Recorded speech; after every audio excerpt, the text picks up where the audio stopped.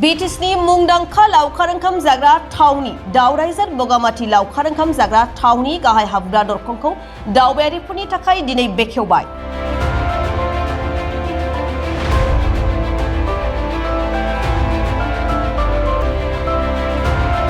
बिटिसिनि मुंदांखा लावखार ओंखाम जाग्रा थावनि तामुलपुर जिल्लायाव थानाय बारभुटान सिमनानि दावराइजार बगामाथि लावखार ओंखाम जाग्रा थावनि गाहाय हाबग्रा लामानि दरखंखौ दिनै बिटिसिनि मावफुं सोद्रोमा एबा 29 नं सुक्लाय सेरफां बियाबनि एमसिएलए गणेश कसारी बिथाङा बेखेवनानै होबाय।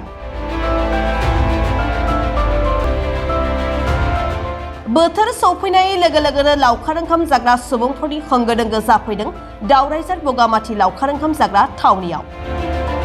बारभुटान सिमनानि साखाथियाव थानाय लावखार ओंखाम जाग्रा थावनि दावराइजार बगामाथियाव दायो गोबां सुबुंफोरनि होंगो दोंगोखौ नुनो मोन्दों। दिनैनि बे बेखेवनाय हाबाफारियावनो बाहागो लाबावो 28 नं नाग्रिजुलि बियाबनि एमसिएलए लक्की दास, दिहिरा बियाबनि बारग' एमसिएलए मनसिं ब्रह्म आरो बायदि बायदि बिबानाव थानाय दैदेनगिरि, समाज सिबियारि आरो दावराइजार बगामाथि इक' टुरिज्म ससाइटिनि बिबानगिरि बिथांमोनाबो हाबाफारियाव बाहागो लायो।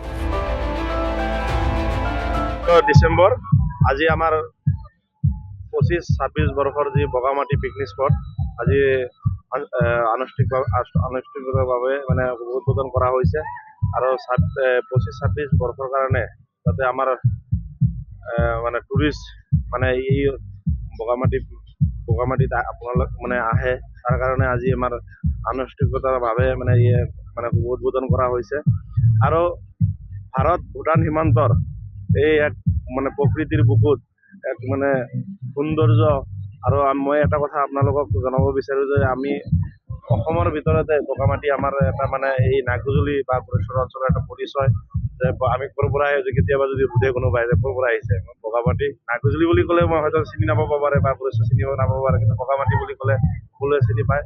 তো মই সকলো মানে এই নতুন বৰ্ষত যাতে সকলোৱে আমাৰ এই বগামাটিত আহে আৰু বনভোজ খাবলৈ আহে নতুন বছৰত মই সকলোকে আহ্বান জনাইছোঁ।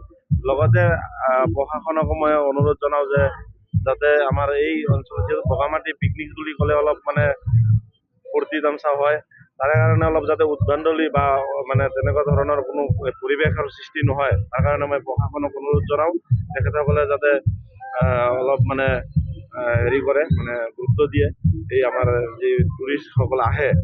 মানে আমি দেখিবলৈ পাওঁ যে প্ৰত্যেক বছৰত বগামাটিত অহা বহুত টুৰিষ্টসকল মানে এক্সিডেণ্ট হয়, তো সেই এক্সিডেণ্ট যাতে কম হয় তাৰ কাৰণে প্ৰশাসনক অনুৰোধ জনাওঁ।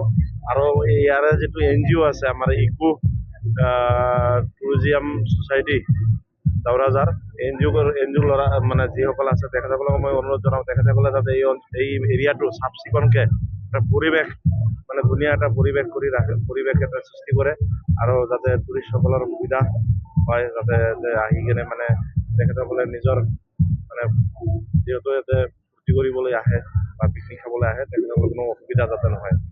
আপুনি বগামাটিক লৈ কি পৰিকল্পনা?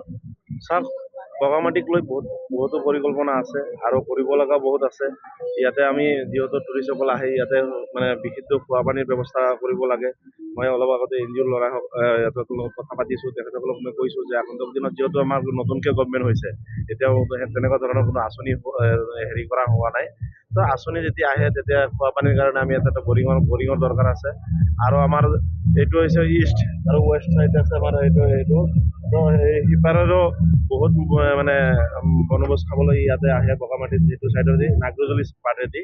তো সেই অঞ্চলতো বহুত কৰিব লগা আছে, তাতে ৰাস্তাৰ অলপ অসুবিধা হৈ আছে। তো আগন্তুক দিনত যাতে ৰাস্তাখিনি উন্নত মানৰ হয় বা ইয়াৰে যিখিনি মানুহৰ যিখিনি বৰ্ডিং বা তেনেকুৱা ধৰণৰ এক্টিভিটিছখিনি মানে থাকে তেনেকুৱা এটা ব্যৱস্থা কৰাৰ কাৰণে আগন্তুক দিনত মই মানে চেষ্টা কৰিম কৰা।